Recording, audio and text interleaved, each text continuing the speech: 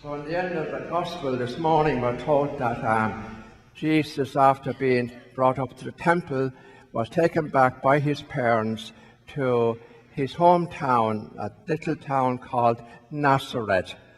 And so we'll have a little look, try and picture the early life of Jesus and what went on there in Nazareth for a few moments, and then applying it to our families at the present time. And we do know from some research that at the time Jesus was in Palestine, Nazareth was a really, really backwater of a place. Somebody referred to it as the backwater of the backwaters. And that's why, if you remember, in the Gospel, when Jesus first made his appearance and began his public ministry, people said about him, "Can anything good come out of Nazareth? Can anything good come out of Nazareth?" And they didn't pay much attention to what he was saying. Also, if we look at a little bit at Joseph and Mary for a moment and what kind of a life they had, we got to go back again to the ancient language, to the Aramaic and the Hebrew, and kind of Jesus, the son of a carpenter. And what was the Aramaic word and the Hebrew word for carpenter? And it was called tekton, and that meant a kind of a casual laborer with no fixed job, really. A handyman, we might call him nowadays, would really be a good description of Joseph, and probably no fixed income, so to speak. And Mary was again just a little person, a Parthenon, a little quiet young girl, probably in her late teens or mid-teens at this time. And now to have this little son. And then we're told Jesus grew up there in a loving family.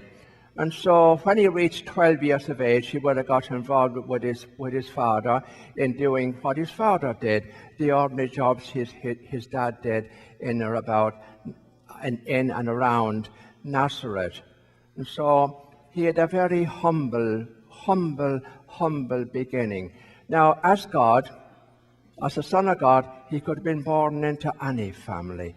He could have been born into an emperor's family, part of the Roman Empire at the time. But no, he was born into a very low, ordinary family, a really poor family,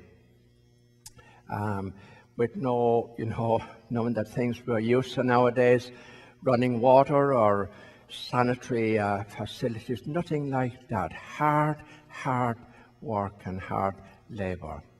And then he spent most of his life there. Have you ever asked yourself why? Because wouldn't you think, being the Son of God, he'd have begun his public life much sooner and contacted a lot more people? So why did he spend so much time in Nazareth, in a backwater? There's only one conclusion, that is to teach us, that is the little things, teach us ordinary people are important in the eyes of God. And maybe we as a church and as a priest, we need to learn that.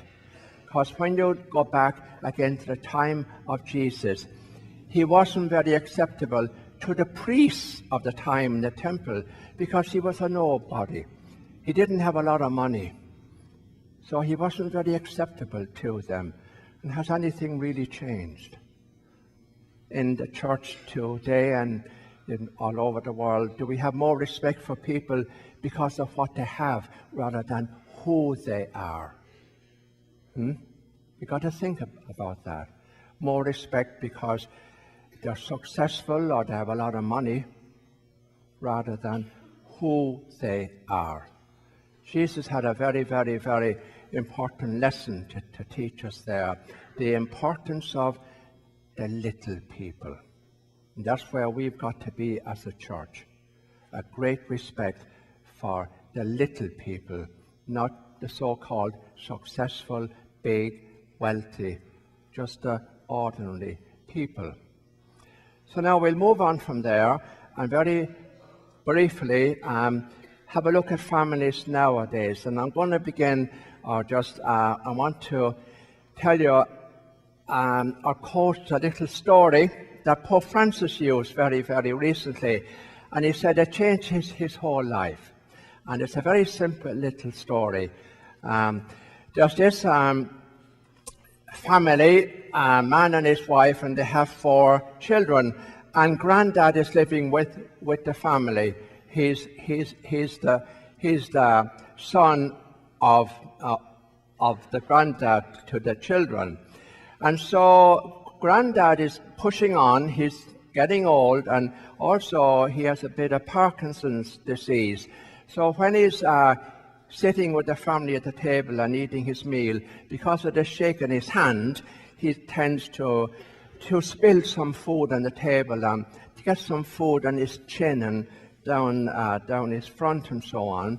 So one day, the dad of the family, the man's son, he goes out and he buys a little table.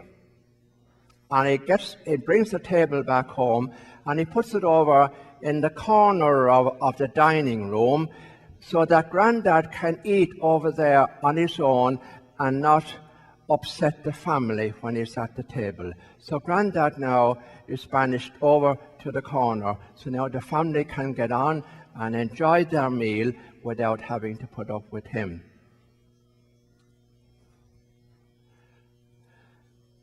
A few weeks later, the dad comes home from work, and his little son has got pieces of wood on the floor, and he's trying to make something. And the dad says to him, "Son, what are you making?" And he says, "I'm making a table, Dad." He says, "Why are you making a table?" "I'm making a table for you, Dad, so that when you get old, like Granddad, you can eat over in the corner." You can never, ever, ever fool children. Children are smart. They are perceptive.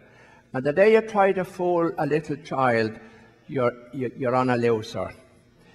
Now, Pope Francis, the lovely man he is, he draws lovely conclusions from that. He says, grandparents are a treasure. Do you believe that? Grandparents are a treasure. And we got to love our grandparents. And we got to love all people. We got to love all people.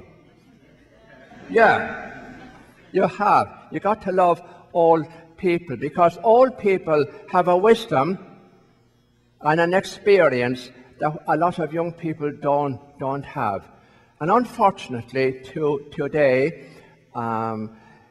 back in Western Europe and in Ireland, we're supposed to be a very Catholic country, and in the families, the fastest growing industry in Ireland at the moment is the building of residential homes, retirement homes, someplace to put our old people out of the way. That's not the way, that's not the lesson from the Holy Family. That's not the lesson, I think, when we talk about families. We got to treasure our older people. They are very, very, very important, very important. Respect them.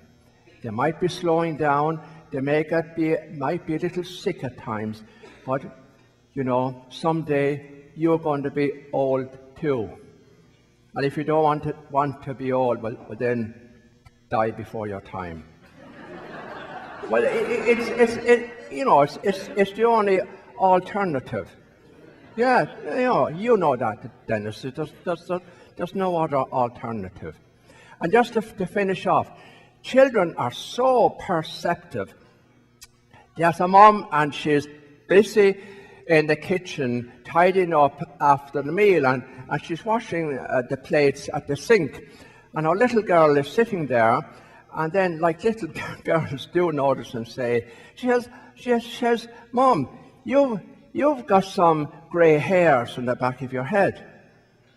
Oh, she forgot, when she was doing her hair, she forgot to put the bottle on the back.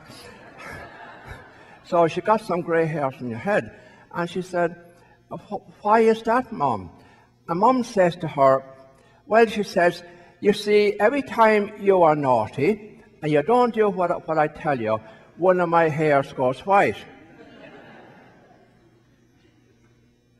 Oh, so the little girl thinks about this. And then she says, Mum, yes, darling, is that why is Grandma all white? See, you can't fool children. You can't fool children. They are way ahead of you all the time. Believe.